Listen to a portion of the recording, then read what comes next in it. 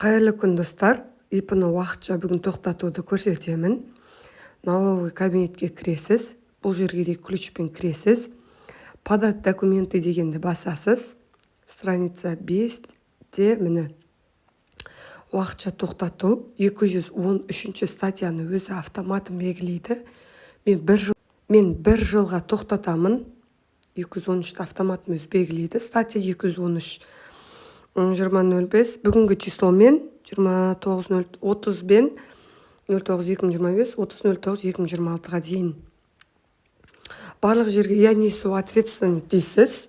Я несу ответственность дейсіз. Бұл 58.12 Сарыағаш, сіздер может 58.27 Келес, немесе Алматы солай болуы мүмкін. Сформировать дейсіз. Автоматын черновикке түсет.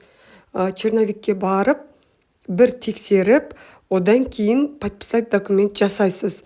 Жаңа исна бойынша қазіргі өзгерістер осындай. Мына птичканы басасыз, уже сформировать, редактировать деп, мынаны үлкейтіп көріп, дұрыс па, бұрыс па, бір жылға ма, 2 жылға тоқтатасыз ба, одан кейін барып, подписатты басасыз. Мен қазір жақсылап тексеріп алайын. Дұрыс па, бұрыс па.